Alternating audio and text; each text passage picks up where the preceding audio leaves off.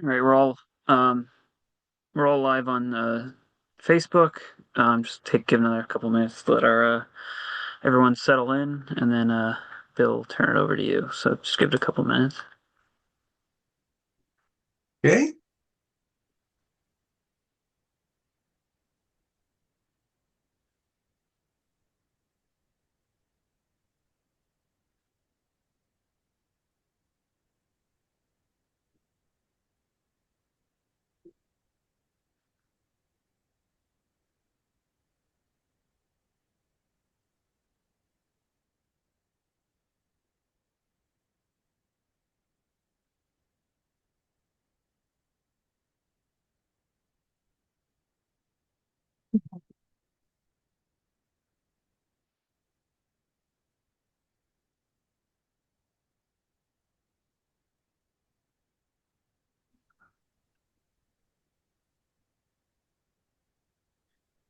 That's what it said.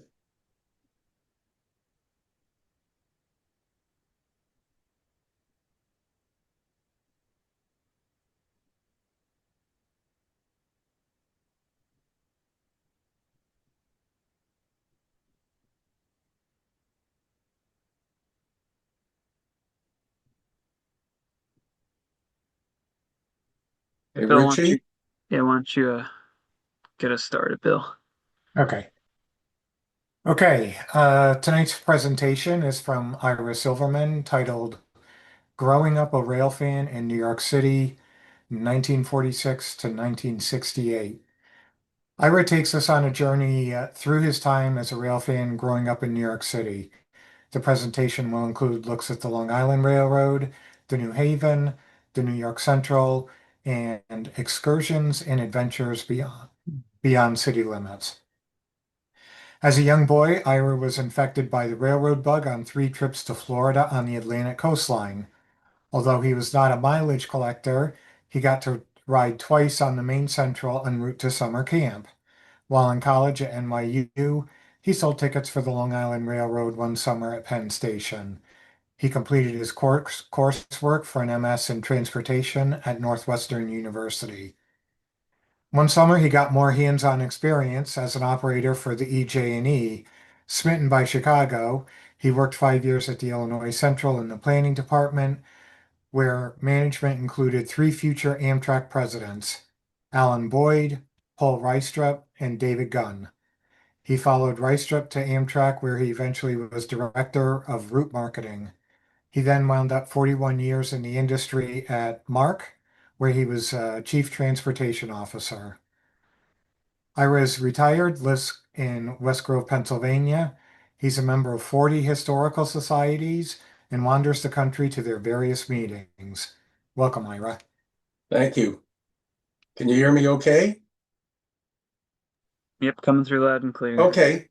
Well, just in case any of you don't know, that picture behind me is not New Jersey. That is Cutbank, Montana, with the Empire Builder coming in. If you could see the picture better, you could see the mountains back there. And as Bill said, I was born actually October 1st, 1946. So I just turned 78, unfortunately. And I was nearly born in the Midtown Tunnel. But we got through and I got to University Hospital where I was born in Manhattan. Actually, I have no pictures of my first train experience. We lived in Jackson Heights, and apparently our apartment overlooked the Bay Ridge freight line, the freight portion. And my mother said I used to stay by the windowsill with a toy train going back and forth, waiting for the real train to come along. So moved from there to Flushing, Queens, and then most of my life I lived in New York. I lived in Queens with 4 years out in Roslyn.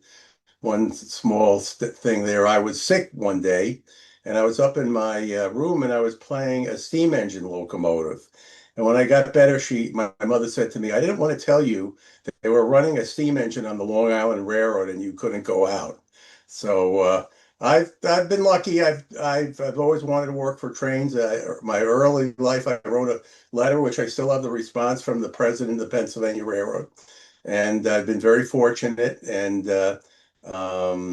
there's always ups and downs in any career, but that's been it. So this is sort of a potpourri of growing up in New York as a rail fan. One of the things you are probably all suburbanites. You're used to having a car. I had to do all this by train or subway because I didn't have a car, obviously, until I was, 16, 17 years old. So it got skewed towards places you could go by train, which, was very positive for the Pennsy and the New Haven, New York Central to a lesser extent, and as well as the Jersey Central. So anyway, here we go. Let's hope this works. Oh, wait a minute. I got to do the green, Yep. the magic green thing, don't I? Yep. Where it is, here it is. There we go. That's a share. Oh, and I think that's, no, now that's not part of this thing. That's the Hellgate Bridge. Um, your screen, sir, you can't see anything there, can you? We can see your desktop. Just gotta click Yeah. PowerPoint. So where do I click for, oh, Just wait a minute. If I go here, son yep. of a gun. And then if I go here, I've got everything, right? But we still can't Yes. see anything. Just click escape and go back to your first slide, and Okay. then click that button again.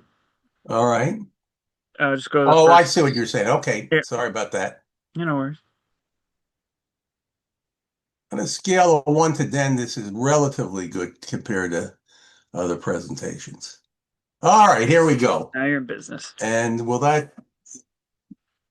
this is the first slide is actually one of the few slides in here is not mine. It's a slide of deceased father. Obviously, it's a B&O car ferry. And I'm sure, I don't know what the age is of the group here, but the New York City harbor used to be flooded with car ferries, railroad ferries. It was a very active place. Now it's almost dead, so to speak.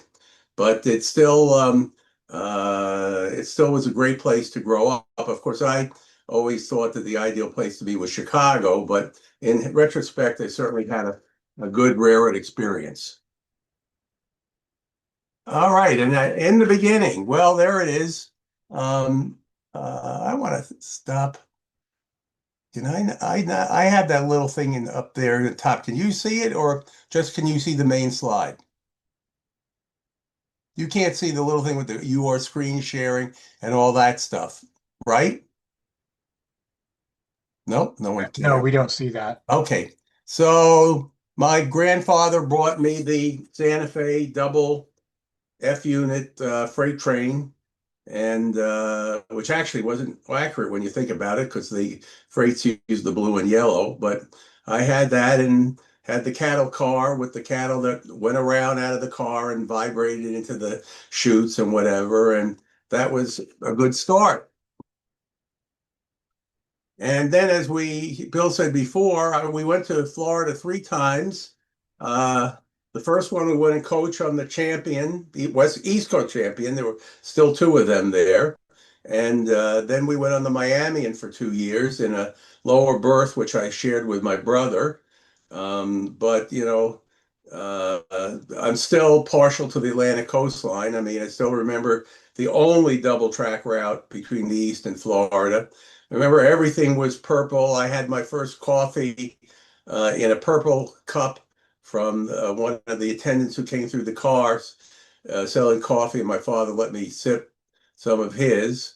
And when I was much later, when I was in the Army and I was at Fort Eustis, and I went in the dining car on the Florida Special from Richmond, I talked to the dining car waiter and I told him, how much I remembered the trips. And I always used to do two things I liked were the club sandwich and the pancakes. And my mother would say to me when she made pancakes, "How are the pancakes?" "Well, they're good, but not as good as Atlantic coastline."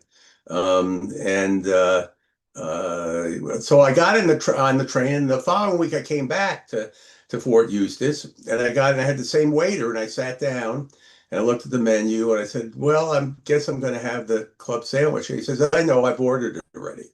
So those were the good old days. Right. Long Island Railroad obviously was my neighborhood railroad because I was in Queens when I was younger. And this is Hunters Point, which is, of course, where I think I don't know, it's still, it used to be 9 or 10 trains terminated there. And then the passengers got up and went on the Flushing IRT, not the number 7 line. There was no number 7 when I was a kid. It was the Flushing IRT, local or express. But they go over on the subway a couple of stops, and it would let them off in the east side of Manhattan, which of course now has been replaced by the brand new deep stations there at Grand Central. But I always thought that was a pretty handsome paint scheme for what was basically a freight unit. And in addition to that, you can see those tracks in the foreground. Those are the tracks going from Sunnyside down into Penn Station. You can see the third rail, which was used by the Long Island trains. Uh, there was also, I guess you can't see in the picture, the cat in there. I think we'll see that later on. And here we are, a sort of a variety of trains. You can see there's 2 trains in Hunters Point.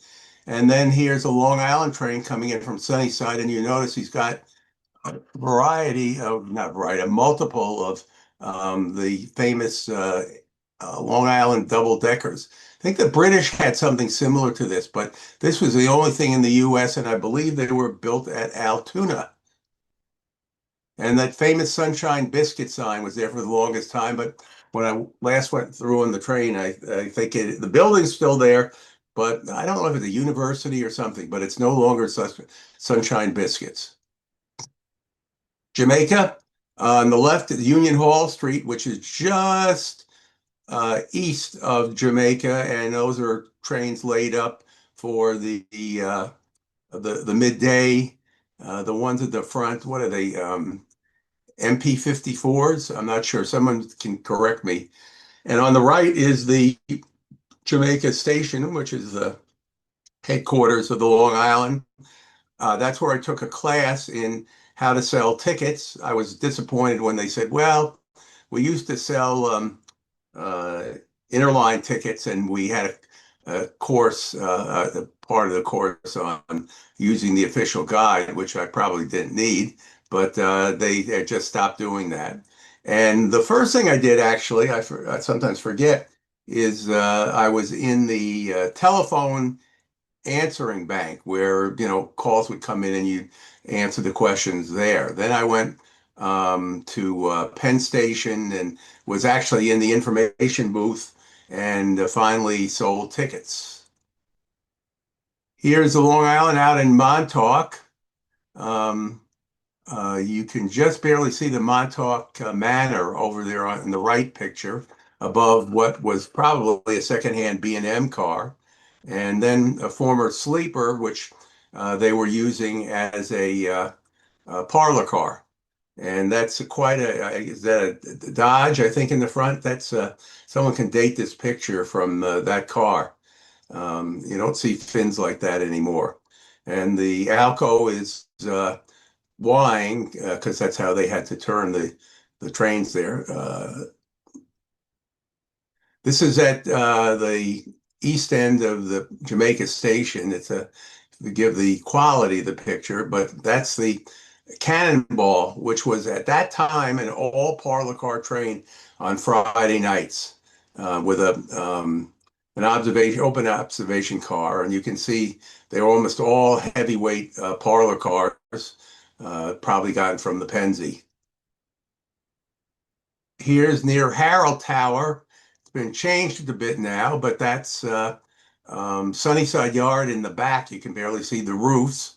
They always had a protect engine there. That's this Alco switcher. And those cars were painted for service on the shuttle to the World's Fair, which would have been, I believe, 1964. and of course the Manhattan skyline in the back. The famous change at Jamaica, and not my picture. I don't know where I got that picture from, but everyone's waiting for train. Of course, one big change from now, they're not looking at their phones, they're looking at the newspaper. And this is I don't know where this is. This is maybe at Montauk again. That's the Setauket, and you can see it's got an open platform observation on it. And then one of my favorite railroads, the New Haven. In fact, I still have a sweatshirt I had made up with the Train Yourself to Relax logo on it.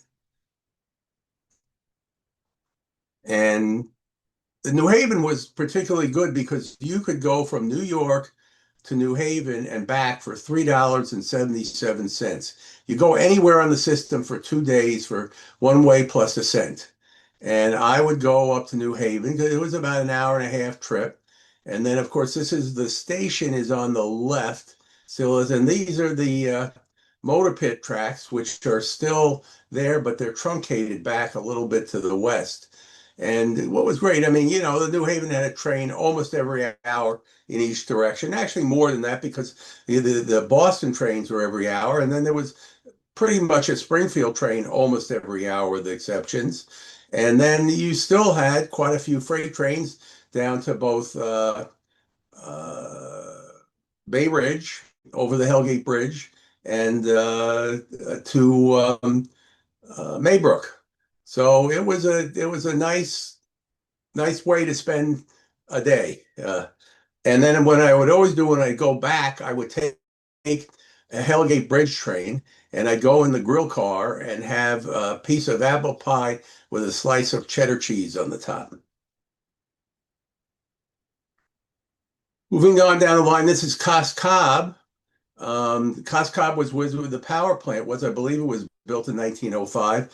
It is no longer there. It is now a nice park, but that was one of the reasons they wanted to get rid of the electric locomotives and truncate the electrification to Stanford was to get rid of the power plant. I'm not sure when the power plant actually went, the tower in the foreground.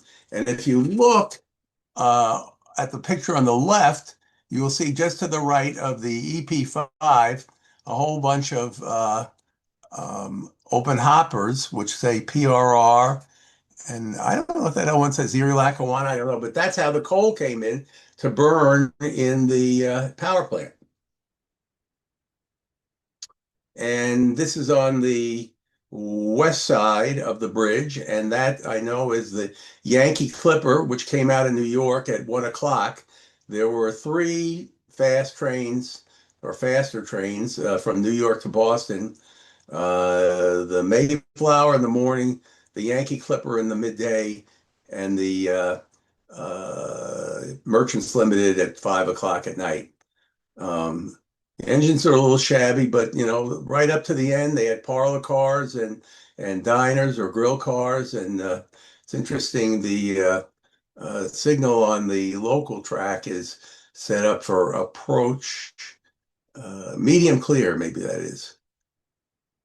This is another trip I used to take often. They had a whole brochure with weekend trips of places you go, Mystic Seaport, the Shakespeare Festival, and this was the one to Stockbridge in the Berkshires, where you had Tanglewood and you had the Boston Symphony playing, and I would go up there and a couple of times at least, as you can tell from the left, I talked my way into the cab from Danbury North on the train to it eventually wound up at Pittsfield.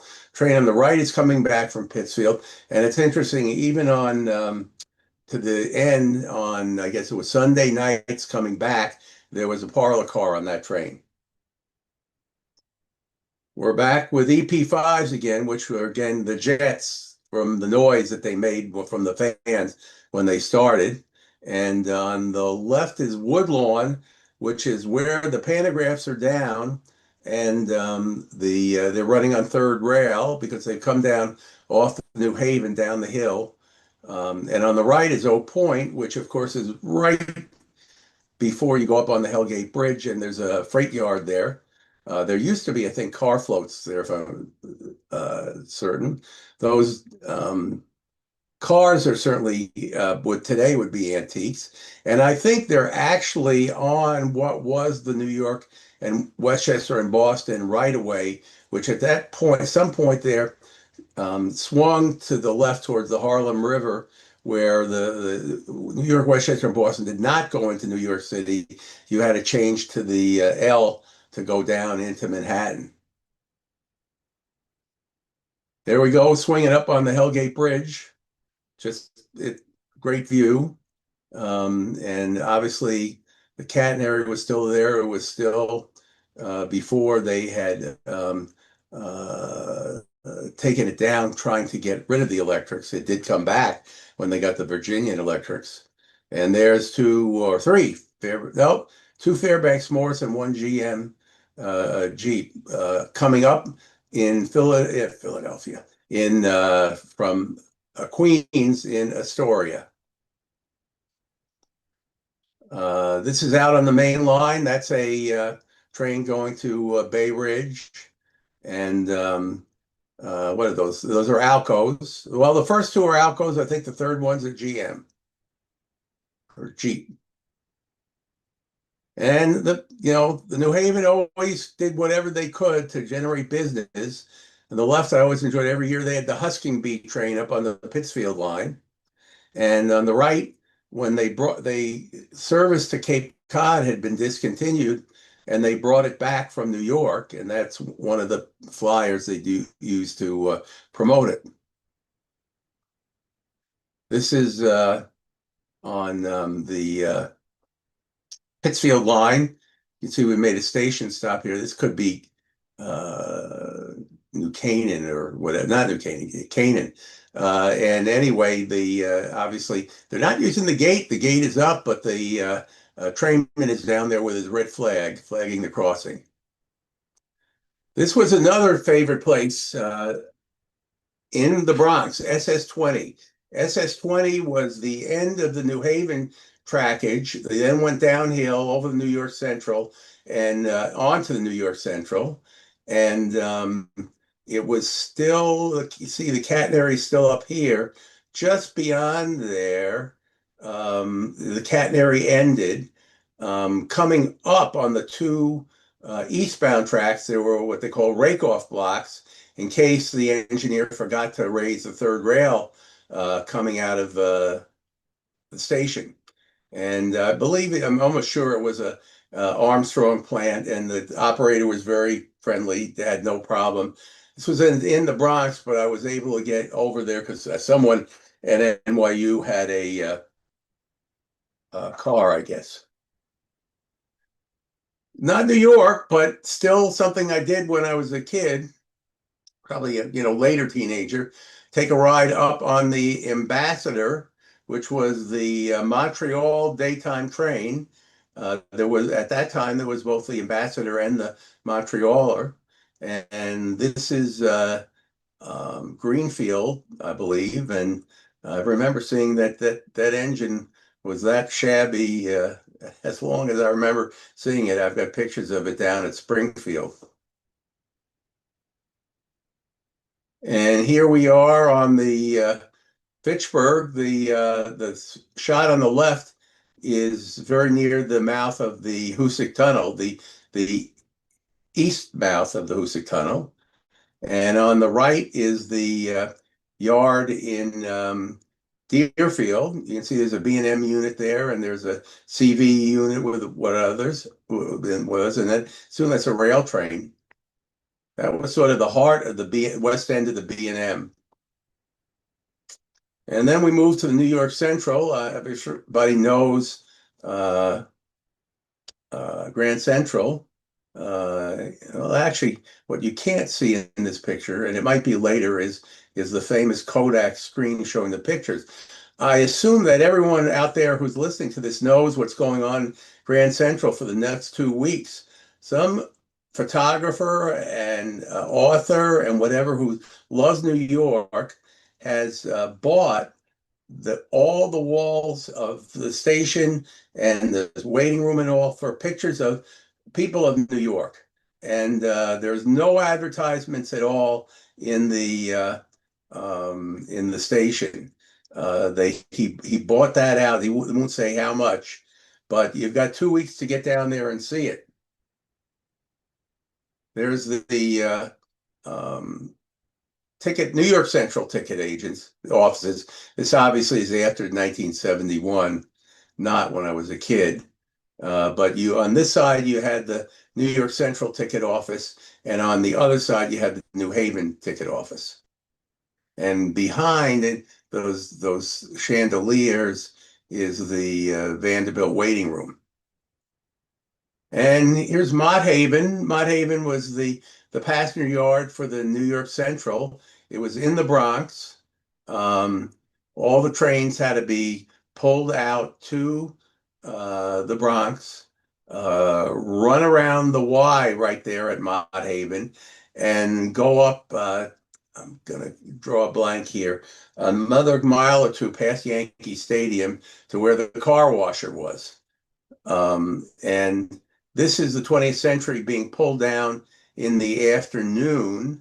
But it's what after it had gone, coach and sleeper, they got rid of the Vanderbilt or whatever.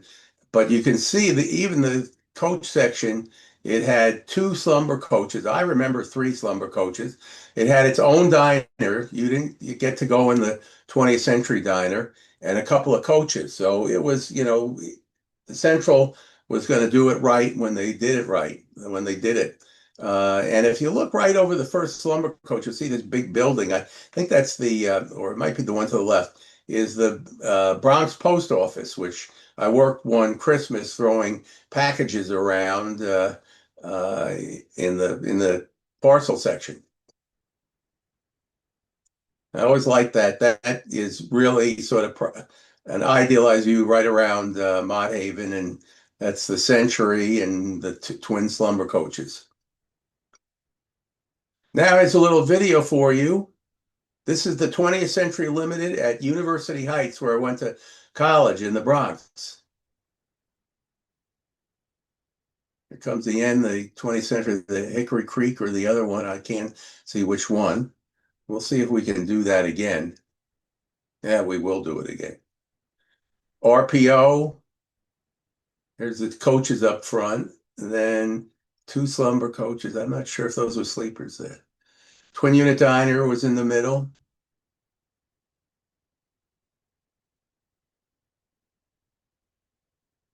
And we'll give one. This was before the days of video, and I was relying on my father's 8mm camera, which I guess I'm glad I have it. It was not what I wouldn't give to go back with a camera now or phone. All right, what are we doing there? All right, we're in Smitten, also in the Bronx. Again, we had a friendly operator who would let us up. As everyone knows, that's the Y there. The 40s are on the Y, and they are coming from down further in the Bronx, from I suspect from picking the trail van train up. Though, to be honest with you, I'm not sure where at that time they serviced the locomotives. On the right was apparently a special train because it's got a Jeep on the front, but it's got passenger cars going down the west side. And this was long before Amtrak had restored the West Side Line. Here's Woodlawn. I don't know if Woodlawn on the New York Central. On the right is one of the motors that they brought in from Cleveland when they took the catenary down. And on the right are the old MUs. There used to be the old ones, and then there were newer Pullman Standard MUs, which had air conditioning, whatever, now are long gone.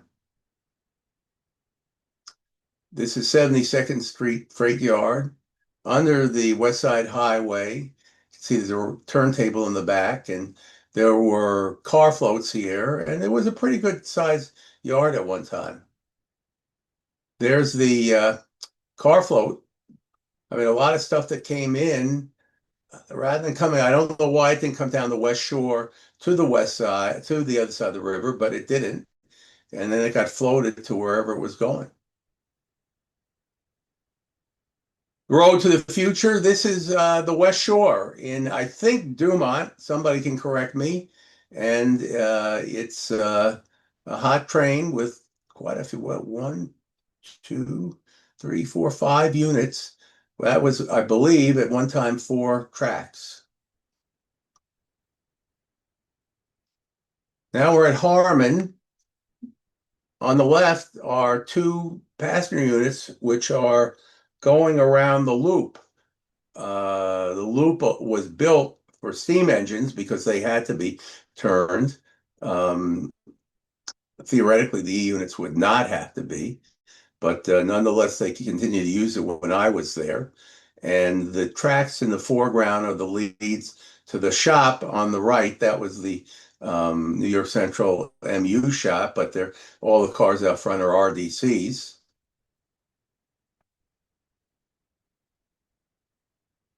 And then we're at Roa Hook. Roa Hook is just north of Peekskill, and uh, it crosses a sort of a spit of the Hudson River. Not necessarily easy to get to the middle, but I believe that train actually is the Ohio State Limited, which left New York around 3 o'clock. One of the problems with the Central as compared to the Pennsy or whatever was in the afternoon, there weren't that many trains that around 1 o'clock, there was a train that went via Michigan. Then you had 3 o'clock, you had the Ohio State, and then 4:40, you had the Hendrick Hudson to Albany, and then finally the 20th Century at 6 o'clock. The Pennsy, that many trains every hour. And I counted this in just for the sake of whatever. I went up to Montreal to go to the World's Fair, and took the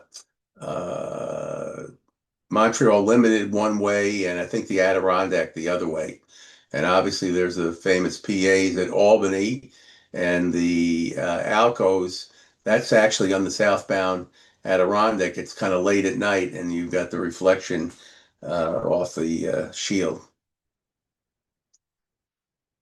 Now we're on the Erie Lackawanna. I couldn't Railfan, I think, before the merger, but nonetheless, there was a lot to see.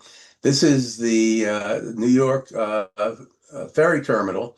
I think 23rd Street down on the right, and on the left, one of the ferries on the last day of operation of the Erie Lackawanna ferries. After that, everyone had to go on path.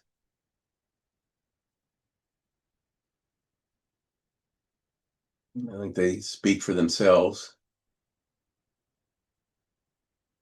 Here's Hoboken. The train on the left is, I believe, a Railfan special.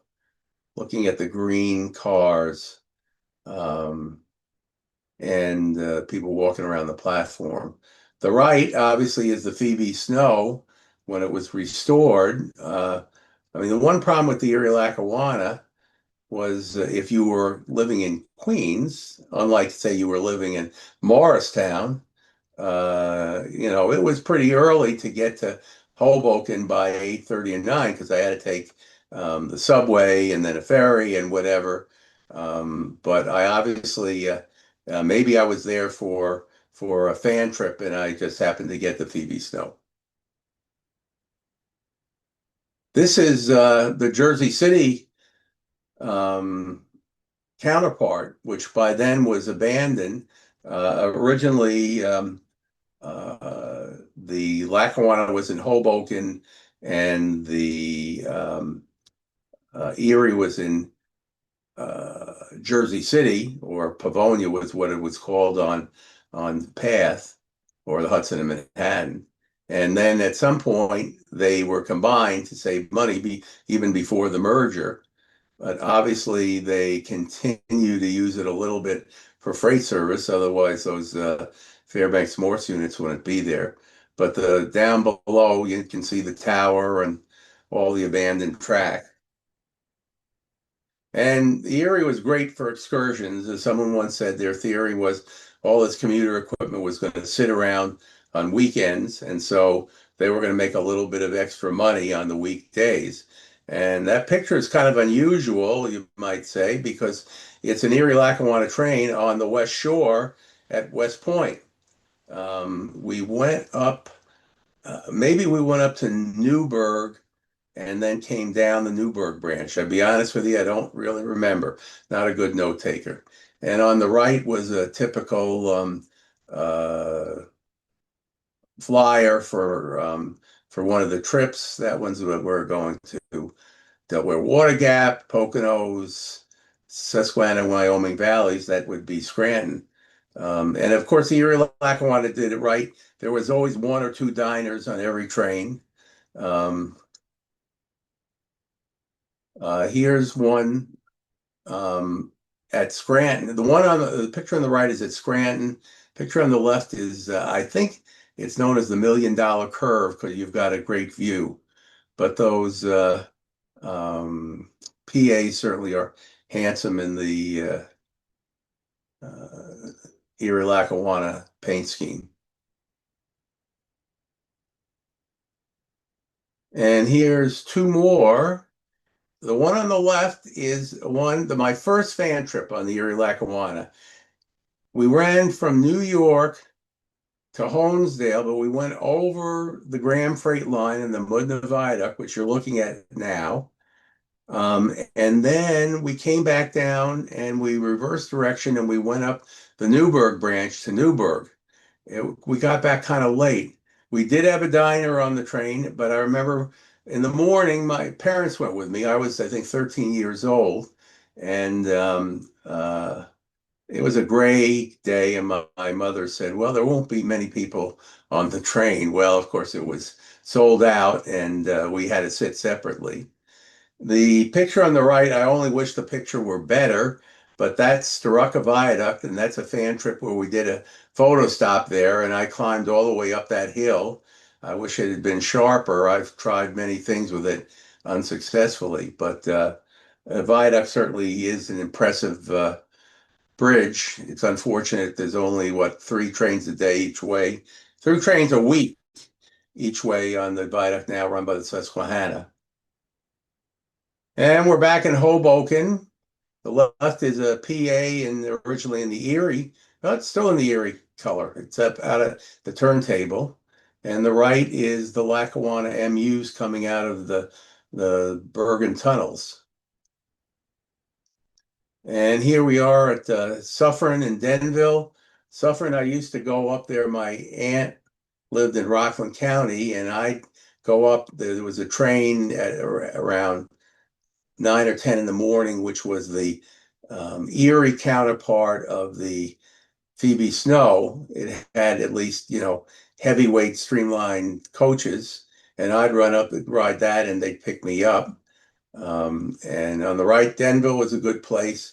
I mean, one of the problems with railfanning the Erie Lackawanna and the freight particularly is not knowing as a youngster and pre-internet where the traffic was. Was it on going through Scranton or was it going through Port Jervis or whatever? But in these 2 cases, I got lucky. And this is sort of unlucky, although it's a good picture. This is at Youngstown. This is the next to last westbound run of the Lake Cities.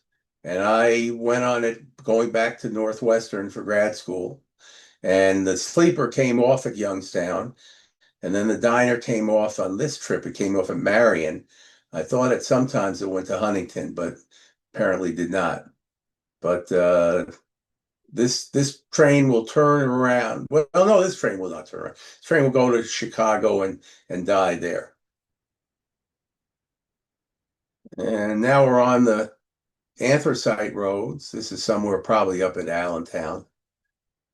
Here's Elizabeth, which was a great place to Railfan because you had the Pennsy up on that bridge, and then you had the Central New Jersey, and the associated B&O and Reading trains uh, down below. The train on the right has a baby train master or whatever exact uh, designation is. On the right is this is right where the Aldine connection is now. That's the Lehigh Valley up above, and the Jersey Central commuter trains come down to just before the bridge and go down a ramp. And then on the left, I'm not sure exactly where that shot was. That's it could be west of Boundbrook. And on the right is Roselle Park with the connection to the Rahway Valley Railroad. And they certainly kept their engine spotless.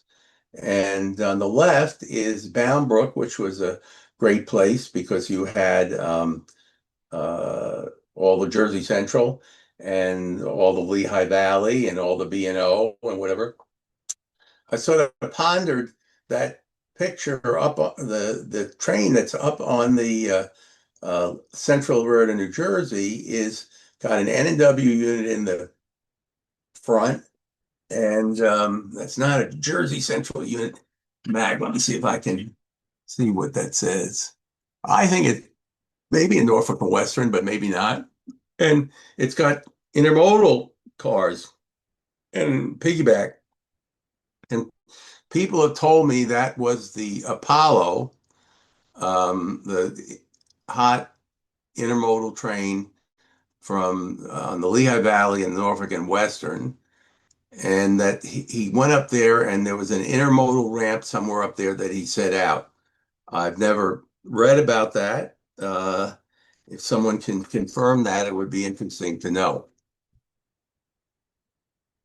And here's Bound Brook again, and there's a Reading train coming up from Philadelphia on a snowy day.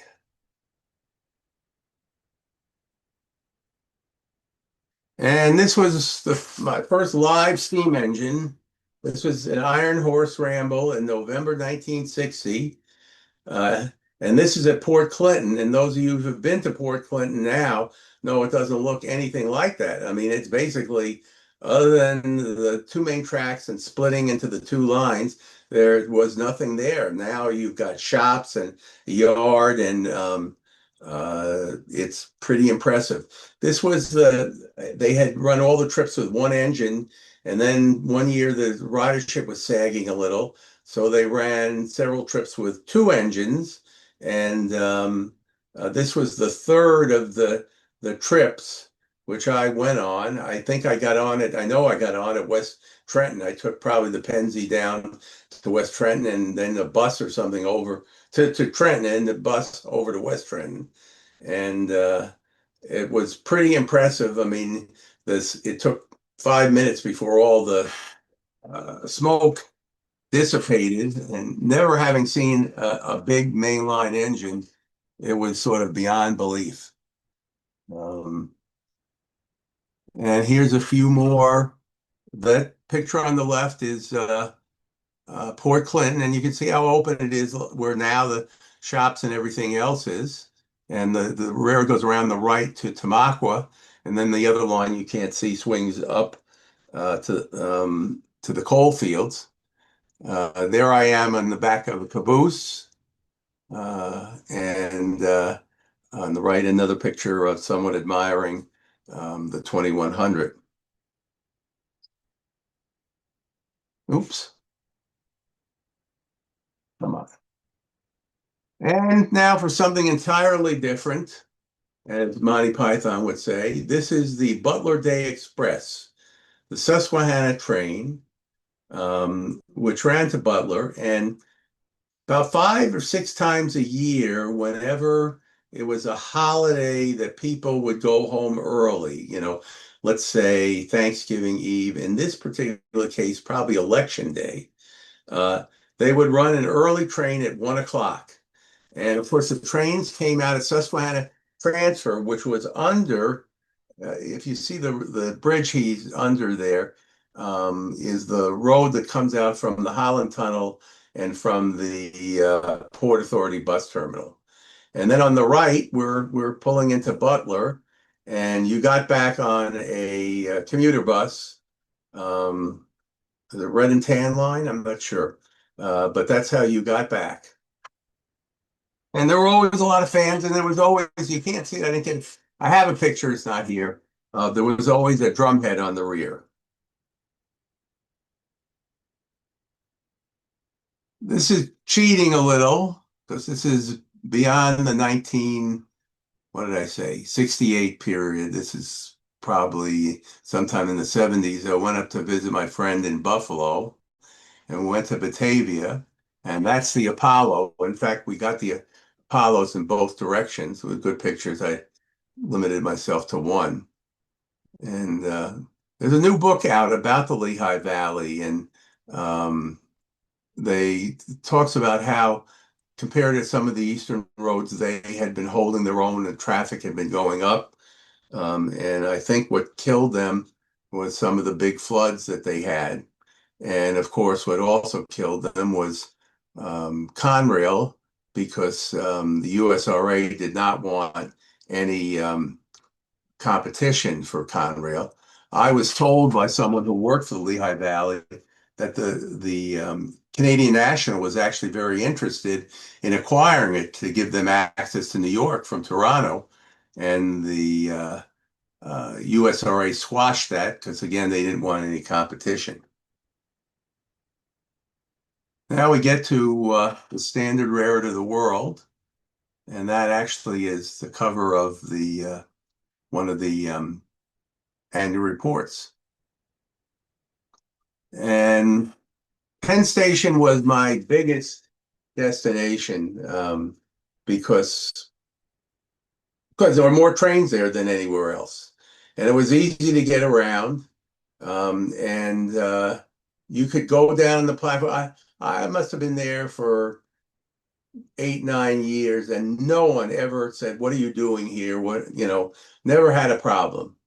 In fact, around Christmas, I'd go down there when they were running some of the trains in sections and help people with their bags down to the platform. And this on the left, obviously, is the main concourse. A lot more pictures there because there was a lot more daylight for your ASA 25 film. And on the right, people are waiting to board, and one train is I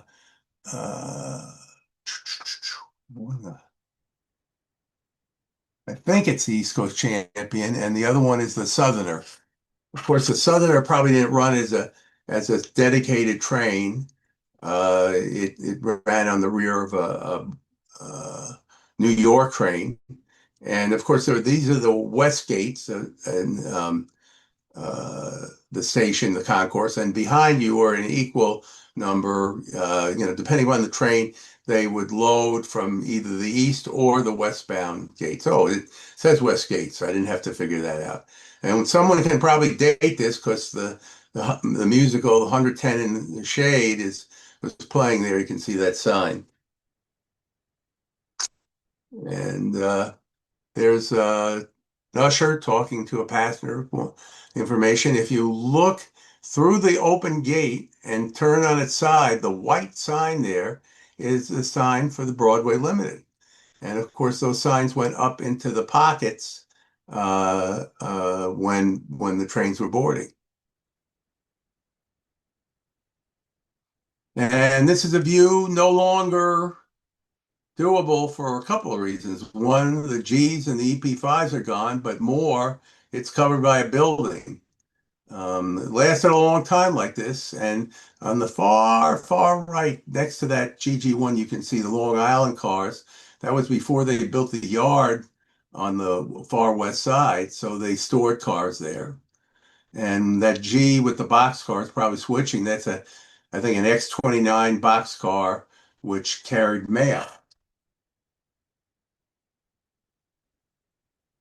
And my favorite train before I went home was, well, there was one more long haul after the Broadway. Broadway was at 6.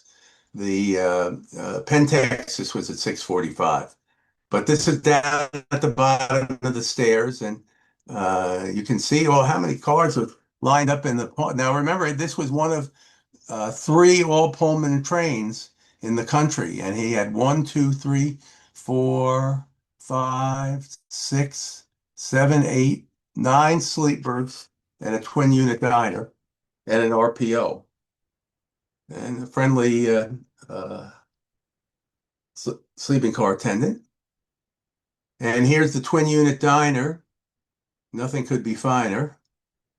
On the right, you see the table, and they had flowers on the table.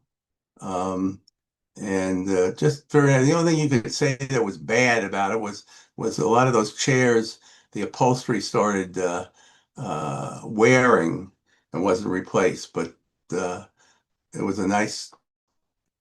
And then they had 4 of these commercials. I couldn't fit 4 in, but these were my favorite. These were the last advertisements that the Pennsy did, and they took the humorous way. And the one in the middle says, "The Broadway Limited to Chicago isn't a wing jet, a jump jet, a speed jet, or a jet jet. It's called a train. Last time you took it, you probably called it a choo-choo. It takes the Broadway Limited a whole night to go to Chicago, but that's not its only advantage." Now, those were great, great commercials. They're great advertisements. And of course, up front, they had the RPO. And even before, obviously, the train was leaving, the guys were sorting the mail. And actually, if you're not aware, that this is up at the head of the train, and right near this car, the chutes came down right from the post office. So the mail just basically went from the post office being sorted in any way right down to the RPO. And here we are down below. We're ready to go. The engineer up there. And that thing which had the leader was the rear page of the an annual report. And they still were proud of the Broadway. And of course, they were sort of making fun of New York Central, which had added coaches. And Sunnyside Yard on the left. Let's see. There's one of the towers on the left. The one on the right was taken from the IRT from Flushing. I always like to take the IRT. It was a little longer, and you had to change at Times Square, but you got to go over Sunnyside. By train. And I used to think that short of a dome car, the Pennsy could pull anything out of the Sunnyside Yard. It was so big. And those buildings on the left are the commissary and the Pullman building and, all the stuff that supported the yard. In fact, I went down there and I did this. I didn't mention it in Mott Haven as well. I went up there when I was a teenager and I walked in and they gave me a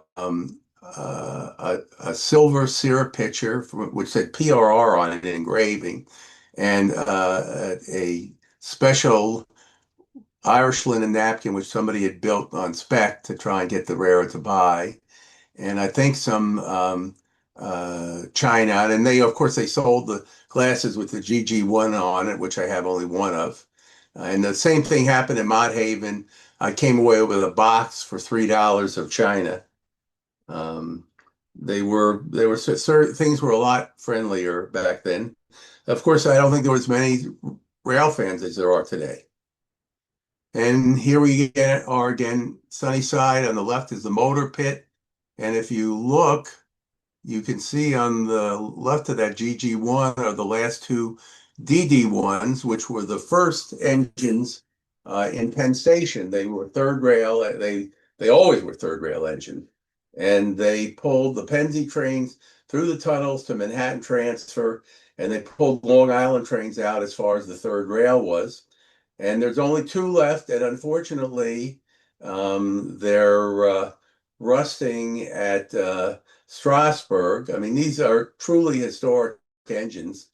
And I always suggest to people there and on Facebook is that they'd be a lot better off at Booton. I think that you would take care of them better. And the fact is, they never ran anywhere. Well, I say they never ran anywhere but New Jersey. They ran on Long Island Railroad, but they really ought to be treated better than they are. They were in better shape, and then Strasburg has done nothing for decades. And this is my pitch to move them north. And on the right is Sunnyside. Those are the ready tracks for the long distance trains.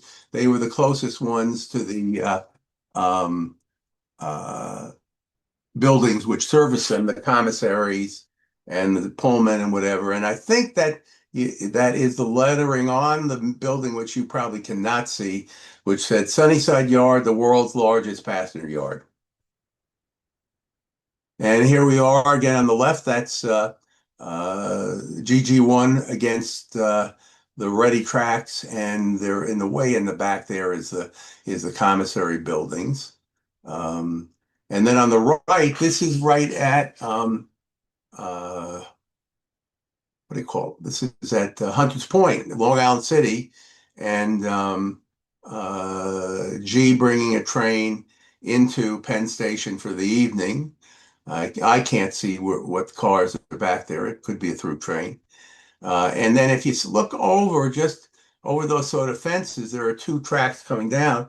That's the Flushing IRT subway, which came around that big curve and then down into the tunnel to go to Manhattan.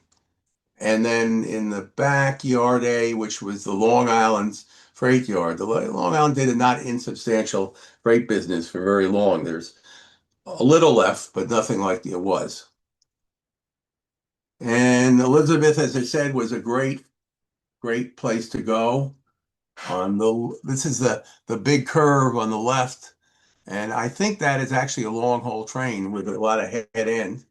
Um, and on the right, oh, I had only wished that I'd waited 2 seconds for the train coming south, but nonetheless, it still sort of captures the frequency and the big time railroading on the Pennsy. And on the left, that's the Silver Meteor with its observation car, which lasted, I think, up into Amtrak. And on the right, another G coming south. And then we did go, I think we're getting towards the end here. We did go to Northumberland, which was, of course, where the Pennsy kept all their preserved equipment. Well, preserved from scrapping. And they took pride in it. On the left, I think, is a 460. On the right, I think that's an I-1 decapod on the right, and then that's I think a K4. Most of these engines are at Strasburg. Most of them are in bad shape, although the theory is they've just started work on a new pseudo roundhouse and that they will wind up preserved in that roundhouse. And that is it, ladies and gentlemen.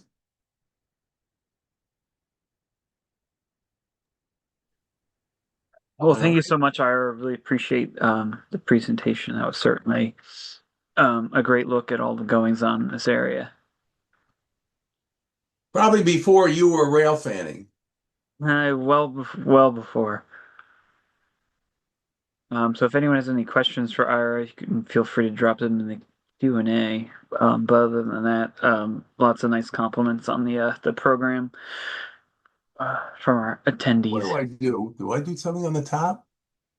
Or can I see that or not? I don't know. If you click the chat dialogue box. Oh, all right. Chat. Okay, I see it. Baby. Oh, yeah, I see the notes. Yeah. Whew. It was, Still in the there was a still lot there. done, a lot there. We didn't appreciate it at the time. I mean, when you think about it, when I was at Penn Station in 1964, that in 7 years it would all be gone the way I saw it. You just figured it would go on forever. Yeah, I mean, even today stuff disappears, so you gotta appreciate it while it's there. So you're going to take the DD1s? I mean, they I'm would be not their home in kidding. New I mean, it's Jersey. a crime. They are truly historical locomotives, and they are truly in shabby shape. They never operated in Pennsylvania, so No, they didn't. I mean, I think they got them because they were part of the Pennsylvania's historic collection, and they gave them all to Strasbourg. But you're correct. right, they never operated in Pennsylvania. All right. All right. I don't see any questions, just a lot more compliments. All So right. thank you, Ira. My pleasure. Really appreciate you making the time for us, and we'll get this up on our the recording up on our website pretty soon. The next presentation is the second Thursday in November, which is the 13th. We'll look for everybody then. Ira, thank you again, and good night, everybody. Anytime.